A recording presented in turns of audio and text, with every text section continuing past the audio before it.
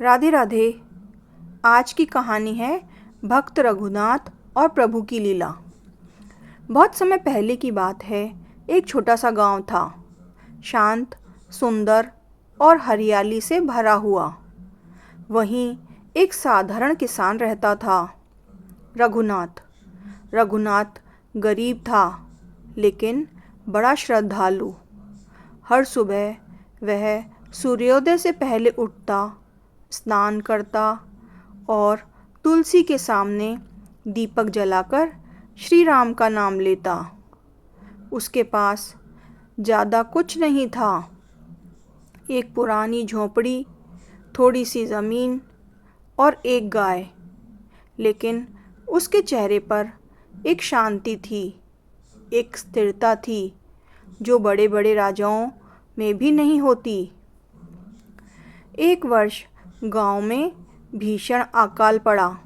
बारिश नहीं हुई, खेत सूख गए, पशु मरने लगे। गांव के लोग शहरों की ओर भागने लगे। रघुनाथ के सामने भी संकट खड़ा हो गया। घर चलाना मुश्किल हो गया। उसकी पत्नी रोते हुए बोली, क्यों ना हम भी गांव छोड़ दें, शहर में काम मिल जाएगा। पर रघुनाथ ने मुस्कुराते हुए कहा, मैं अपने प्रभु श्री राम पर विश्वास रखता हूँ।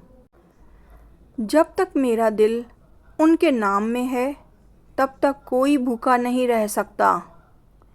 एक दिन सांझ के समय एक साधु उनके द्वार पर आए, भूखे, थके हुए और कमज़ोर। रघुनाथ ने झट से अपने घर का अंतिम भोजन उन साधु को परोस दिया। खुद पत्नी और बेटा भूखे सो गए। रात में रघुनाथ को सपना आया। सपने में प्रभु श्री राम स्वयं प्रकट हुए और बोले, रघुनाथ, आज तुमने हमें भोजन कराया। तुम्हारी भक्ति से मैं प्रसन्न हूँ। कल सुबह तुम्हें एक आश्चर्य मिलेगा। सुबह रघुनाथ जैसे ही खेत की ओर गया, देखा कि सूखी ज़मीन में एक सुंदर हरा पौधा उग आया है और उसके नीचे कुछ चमचमाते हुए सिक्के रखे हुए हैं। धीरे धीरे वो पौधा एक कल्प वृक्ष बन गया। जो भी रघुनाथ उससे मांगता, उसे मिल जाता। लेकिन रघुनाथ ने उसका कभी दुरुपयोग नहीं किया। वह उससे सिर्फ इतना ही लेता जितनी ज़रूरत होती, ना ज़्यादा और ना कम। गांव वालों को जब यह बात पता चली, तो वे रघुनाथ से ईर्ष्या करने लगे। कुछ लोग रात को चोरी छिपे उस पेड़ को काटने की कोशिश करने लगे। लेकिन जैसे ही वे पास पहुँचे, पेड़ से तेज प्रकाश निकला और सभी बेहोश हो गए। सुबह रघुनाथ ने उन्हें माफ़ कर दिया और कहा, यह पेड़ मेरी भक्ति का फल है। अगर तुम भी सच्चे मन से भगवान का नाम लो, तो तुम्हें भी कृपा मिलेगी। धीरे धीरे पूरा गांव प्रभु की भक्ति में लग गया। रोज़ भजन कीर्तन होने लगे। गांव में फिर से हरियाली लौट आई। वर्षा भी समय पर होने लगी।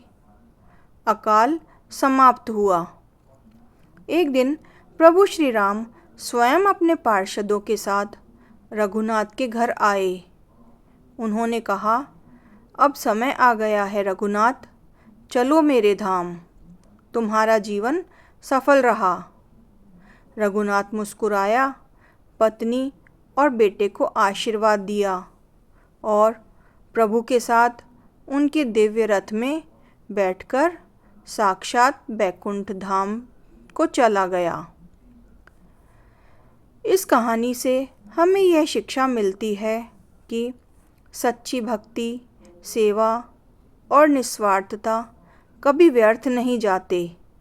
जब हम ईमानदारी से परमात्मा की आराधना करते हैं तो वे किसी न किसी रूप में आकर हमारे जीवन में प्रकट होकर हमारी रक्षा करते हैं। कैसी लगी आपको ये कहानी? पसंद आई हो तो लाइक करें। जय श्री राम।